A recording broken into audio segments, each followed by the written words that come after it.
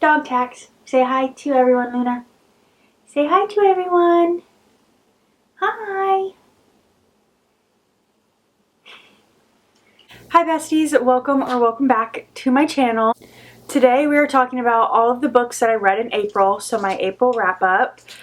I read a total of 10 books in April, so far that is my lowest amount of books I've read in a month so far this year, but I think that's still a really good number. So I'm not really the type of person that's like, I have to read a certain amount of books every month. I just like to read. Let's get into some stats before we start going into each individual book. So like I said, I read 10 books, but I did also have 2 DNFs and a soft DNF. So that I feel like is why this was the lowest month for me, because I spent time on books that I didn't end up finishing. So like one of them I literally got 50% of the way through before I DNF'd it. The second DNF I got 25% of the way through before I DNF'd. So there's that. The soft DNF I only read like the first couple chapters. First, let's talk about the 2 books that I DNF'd. The first one that I DNF'd, which was my first DNF of the year, was Wicked. I was actually kind of disappointed in this one because I love the musical so much. It is one of my favorite musicals of all time. I've seen it twice, not on actual Broadway. I saw their touring company, but still it was the Broadway show. I've seen it twice. It is my absolute favorite. The amount of times I've bootleg watched it on YouTube too. That was my high school days. Okay, don't get mad at me. And then I've also seen the movie Wicked Part 1, like the new one that came out, multiple times. I absolutely love it. I just will listen to the soundtrack. But the book is so much different than the musical, and just, I could not get into it. I was sitting there, I got like 50% of the way through because I was like, I'm going to give it a fighting chance. I went into it knowing it was going to be different than the musical because I've heard that from multiple people. So I went in knowing it was going to be different. So I was like, I'm going to give it a fighting chance. I got 50% of the way through and I just was not vibing with it. I knew I was not going to be rating it more than like a 2, maybe a 2.5. So I was like, why am I sitting here forcing myself to finish this when I know I'm not going to like it? I'm not enjoying it. Life is too short to read books that I don't want to read, because there are too many books that I want to read that I'm not going to be able to get to every single one of them in my lifetime. So why am I forcing myself into a book that I don't want to read? So I DNF'd it 50% of the way through. I do have this really pretty edition of it. It is Wicked and Son of the Witch, which is the second book. Even though I DNF'd it and I did not like the book, I am still keeping this because first off, it's beautiful. But I love the musical so much that I am okay with keeping this version of it because it reminds me so much of the musical, and just like looking at it brings back all the memories for me going to see the musical, and it also, like, the cover is the musical playbill. So I am definitely keeping this copy even though I DNF'd the book. Wicked still holds such a special place in my heart, so I will be keeping this even though I did not finish it. And then the second book that I DNF'd is called Deadwood. It was an ARC copy that I had gotten for a book that I think is now out. It came out, I think, yesterday or earlier this week or something, but I got 25% of the way through this book and I just was not vibing with it. I felt like it was putting me into a reading slump. In that 25% that I read, I felt like not a single thing was actually happening in the book. And I just was not vibing with it. It was not for me. And then the book that I soft DNF'd was First Time Caller by B.K. Borson. I still do want to read this one. That's why I'm saying it's a soft DNF and not a full DNF, because I still do really want to read it, and I didn't DNF it or soft DNF it because it wasn't good. It was because I'm the type of person that really likes to read a book around the time that it's set. And if a book is set in a very specific time or season, I like to read it in that time or season. So First Time Caller, it takes place around Valentine's Day. So I really wish I would have read it in February, but I didn't get around to reading it in February because it came out in February and I just was already in the middle of other books. So I didn't get to read it in February. But I really think I want to read it around Valentine's Day. So I soft DNF'd it so that I can pick it back up next February. So that way I can read it in the season and time that it is taking place in. Because I just like doing that. So that is why I soft DNF'd First Time Caller. Not because I didn't enjoy it or it just wasn't for me. It was because I want to read it in February. So, yeah. Anyway, with the DNFs out of the way, let's talk about the books that I did read.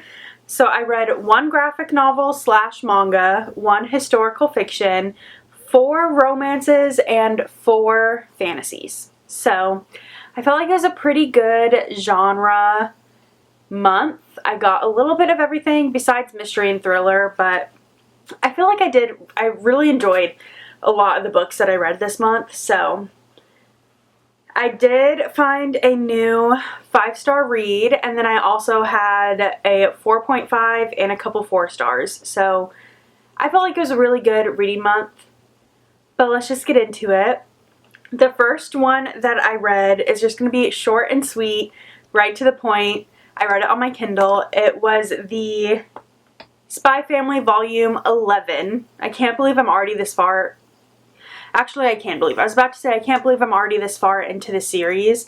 But literally, ever since I started my YouTube channel, which it's almost been a full year of me on YouTube, I've basically read 1 or 2 Spy Families a month. So, does not surprise me that I'm already on 11, but 3 stars just like all the other ones. That's all I'm saying. I've talked about this series so much that I don't really want to get into it anymore. So, that was the first book I read in April. The second one, which is actually my 5-star read that I found, was Say You'll Remember Me by Abby Jimenez. I really enjoyed this one, actually. This is my 4th Abby Jimenez book that I've read. I've given 2 out of the 4 5 stars. This one I really did enjoy. I think the story was really beautiful. I love that Abby Jimenez can write a book with so much emotional depth and serious topics, but still give it that lighthearted rom-com feel and vibe to it. I definitely cry when I read her books, but I also laugh. And I feel like it's so hard to find a book that can do both in the same book. And I just really enjoy that about her writing. The stuff that our FMC is going through in this with her family is so sad. And seeing how sick her mom is, I've never dealt with anyone in my life that has been sick in the way that her mom has been sick. I don't want to say outright what it is in case it's spoilery. So seeing it from her point of view and how it can affect not just the person that's sick with this, but the family surrounded by this person was just really heartwarming.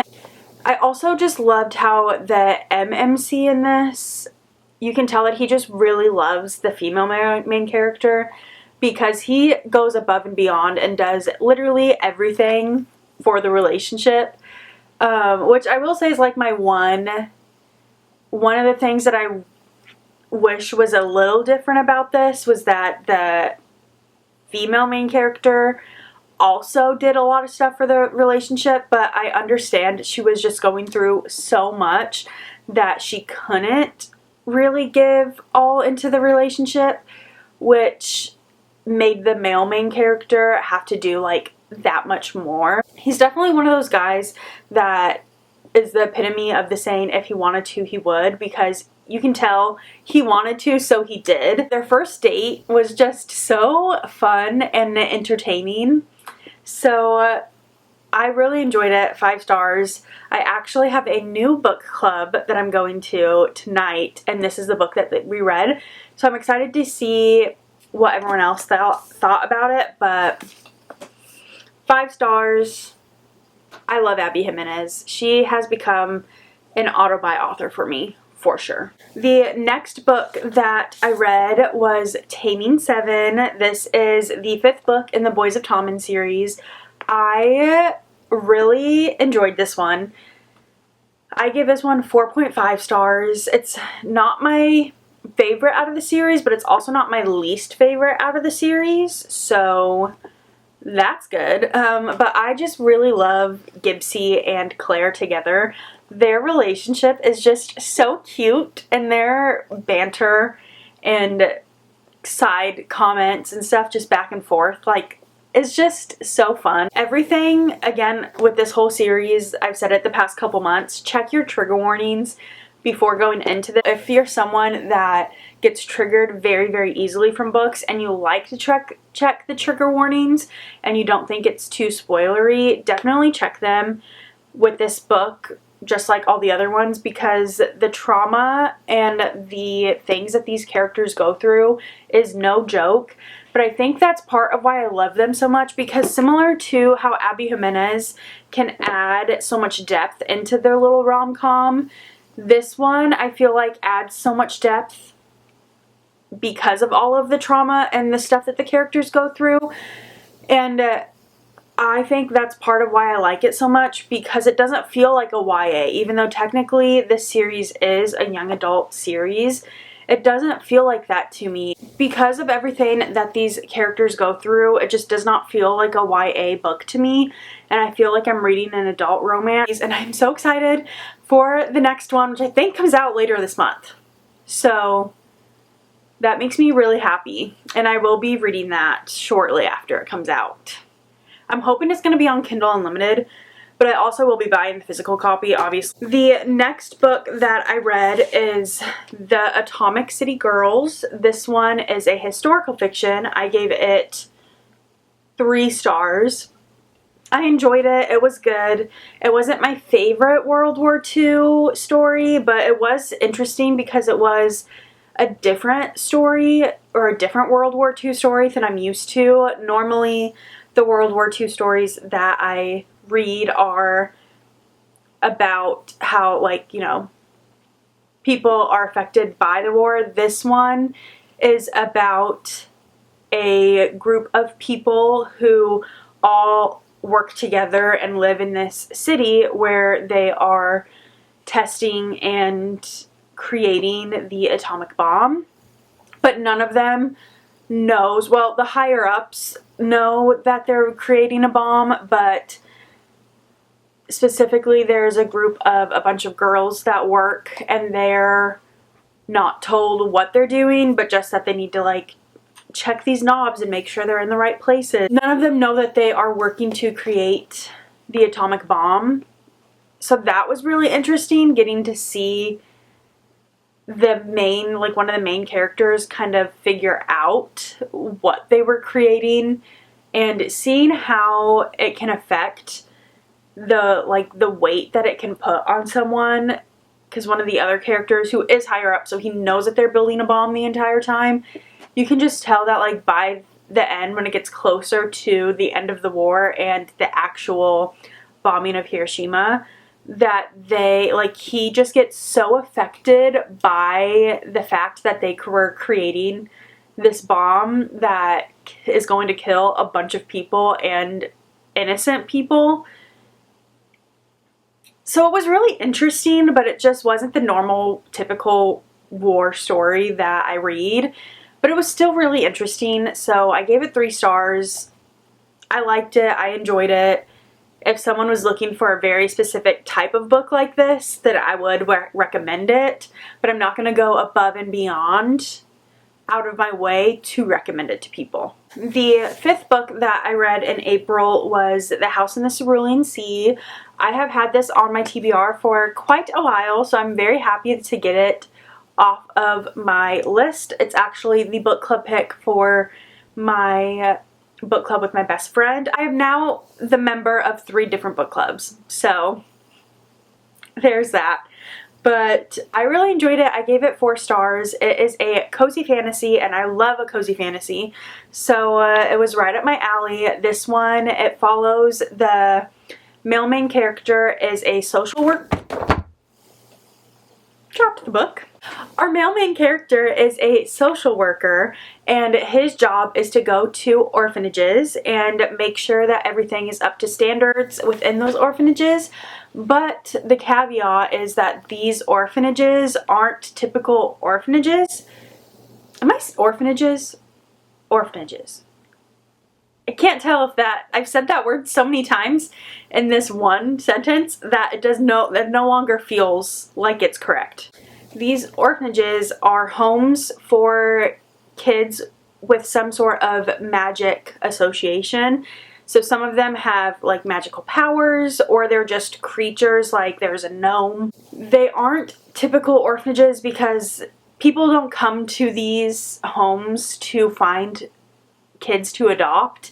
It's mostly just they don't have anywhere else to send these kids, so they home them here and they live out the rest of their days and life and childhood in these homes. And there's this one specific orphanage out on this island in the middle of the sea in this super small town. All of the kids in this specific orphanage are kids that could not fit in regular orphanages. So the male main character gets sent to this one to see again if it is up to par and everything, but you know, some other stuff happens. He ends up falling in love with all of the children. He starts questioning his job and the society that they live in. So it was so cute, and I definitely need to read, there's a second one in this. I definitely need to read it because it was so cute. I enjoyed it. Also, this cover is stunning. I just love the artwork, the colors. It's so pretty. The next book I read is Four Ruined Realms. This is the second book in a series. The first one was Five Broken Blades. So I can't say too much without giving spoilers away for what happens in the first one. But the first one follows a group of 5 different people who all have their own little abilities. There is a thief, a poison master, a spy master, people like that, and they all work together to kill the king. But when they go to kill the king, something happens. I can't say too much else besides that without giving it away, but this is just a continuation. Those same characters who now no longer trust each other. They didn't fully trust each other to begin with because they're spies and thieves and poison masters and all that. So they didn't fully trust each other from the beginning, but now they really don't trust each other because of what happens at the end of Five Broken Blades. They have to continue to work together to now do a different mission. I really enjoyed all these characters. I think they are so fun. And, oh, I don't know if I said my rating. I gave this one 4 stars, so I really enjoyed it. I don't know if I liked it more than Five Broken Blades or less. I think it was pretty equal, but I'm definitely really enjoying this series, and I did pre-order the third one because the third one comes out in a couple months, I believe, and so far my first and second one both have these really pretty sprayed edges, and I need the whole series to match now. So if there's a new book, I'm going to be pre-ordering it so I can get the first editions that have the special sprayed edges. The next book that I read was another book that I read on my Kindle. It was a short story. It is The Fall Risk by Abby Jimenez. I definitely needed a little palate cleanser because it was after I had like DNF'd the second book that I DNF'd. I was in the middle of another fantasy book. I was listening to a fantasy book. So I just needed a little palate cleanser. So I read The Fall Risk. I just read it all in one day because it's a short story and it was like 80 pages. But I loved it. I normally do not give short stories, novellas, graphic novels, like that group of writing. I normally don't give it higher than like, usually it's around a 3 to a 4 star, just because it's such a short amount of time that I feel like I can't connect to the characters or the story as well as I can with like a book this big, you know? So I normally give them between like 3 and 4, but this one I have not laughed so much in 80 pages than I have reading this book. I could not stop laughing. It was so fun and cute. So I ended up giving it 5 stars, which is not normal for me for a short story. I loved it. It takes place within like a span of a weekend, but these two characters live in an apartment and they're both on the 2nd story, and it's a very similar layout to how my apartment complex is. Stairs coming up right here. There's a door to one apartment here, a little walkway, and then a door to another apartment here. And they both are going to leave one day and their stairs are gone. The construction workers, repair people were told one apartment that they needed to take stairs off of, and they accidentally did it at a different apartment.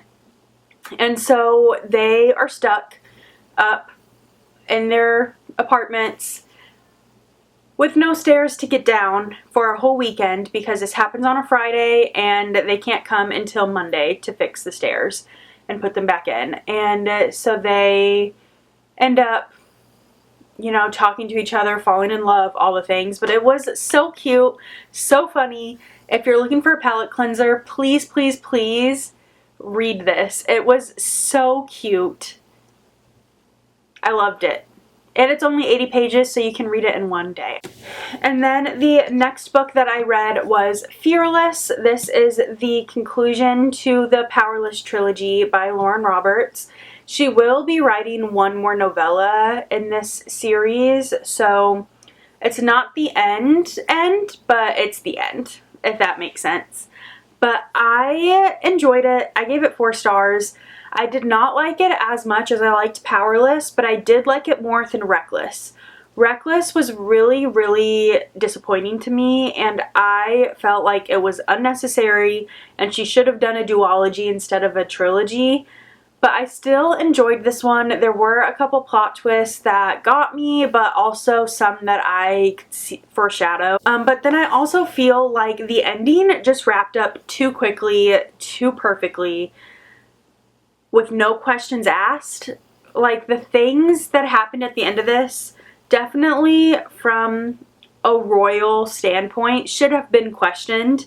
And I feel like everyone was just too quick to accept it, and it just, like, I don't know, there were certain parts that I feel like were left unanswered or just unsatisfying.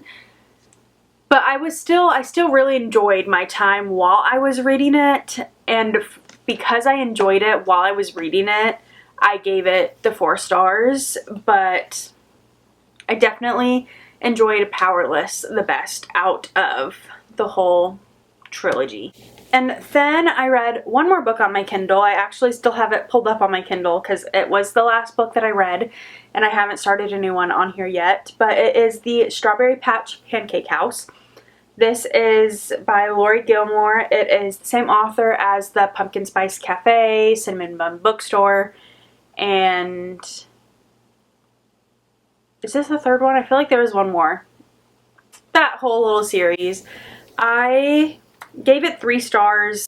It's basically classic rom-com palate cleanser vibes, but I didn't find myself connecting to the characters as much in this one as I did with some of the previous characters from the series. I love that they're all interconnected so that you see characters from the previous books come back in the book you're currently reading. Honestly, my favorite character in this book was the child in the book. Male main character in this book finds out that he is a dad, and the little girl's mom died in a car accident, and so he is forced to leave his life. He was some big name chef in Europe somewhere, and he had to leave his life to then come to this super small town to take care of his daughter that he didn't know existed. And the yoga instructor in this little town becomes his live-in nanny for the daughter. And I loved getting to see her relationship with the daughter and how that formed and progressed. But the daughter was by far my favorite character in the whole book. I think she was just so cute. I wasn't super happy with the way that it ended, but I was also just having a rough night. This is gonna, little side note, tangent, if you want to skip this, you can skip ahead to the last book that I'm going to talk about. Sometimes books with like pregnancy and babies and kids and those kinds of things can really affect me. That's like the main thing that I get triggered by when I read books, because I have been diagnosed with multiple things that will make it hard for me to have kids. So I don't even know if I'll be able to have kids, and I've always wanted to be a mom. That's been like, ever since I was a little kid, the number one thing that I wanted in this world is to be a mom. And I have been diagnosed with 3 different things that will make it hard for me to achieve that. And so even though my husband and I are not trying for babies at all right now, like we still got a couple years before we are going to be ready for that step, but knowing that I might not ever be able to do that, might not ever be able to have kids, can make it really hard for me to read about pregnancies and babies. And even just like seeing videos about that kind of stuff can be really hard too. So if I see a lot of people I know in my life on social media posting that they're pregnant or that kind of stuff, can be kind of hard for me sometimes, like mentally. And so I was having a rough day because I had seen a bunch of pregnancy announcement posts, baby posts, stuff like that. And in the end of this book, there's an unexpected pregnancy in it. And I was already having a rough day at it because of seeing all that stuff. And then that gets thrown into the book, which you weren't expecting to be thrown into the book. So I just stayed up until like 11 p.m. to finish the last 25% of this book because I was not going to want to read about it, so I just wanted to finish it as quickly as I could at that point because I was already having a rough day because of it, and I just, yeah. That's my little tangent over with. So there's that. On to the next book. It is the last book that I read in April, which was Eldest. This is the second book in the Aragon series. So it is a book series about the first one, the male main character, his name is Aragon. He finds what he thought was just a rock, but turns out to be a dragon egg, and the dragon hatches, and he becomes its rider, basically. And then he is on a mission to learn about being a dragon rider and learn magic and all that kind of stuff. This one still follows that same progressive storyline, but there's also the start of a war happening. So not only is he learning how to control his magic and continuing to learn about being a rider and just different aspects of all that, he is now also preparing for war. I really enjoyed this series so far. I gave it 4 stars. It's not my favorite fantasy series, but I am still really enjoying it, and I'm excited to continue. There's, I think, 2 more books in this series, I believe. But but I'm happy to be making progress in the series. So there we have it, the 10 books that I read in April. Here's most of them, but I hope you guys enjoyed watching me yap about all the books that I read in April. Let me know if you've read any of these books and your thoughts on them in the comments below, or if any of them are on your TBRs. And I will see you guys in my next video. Bye!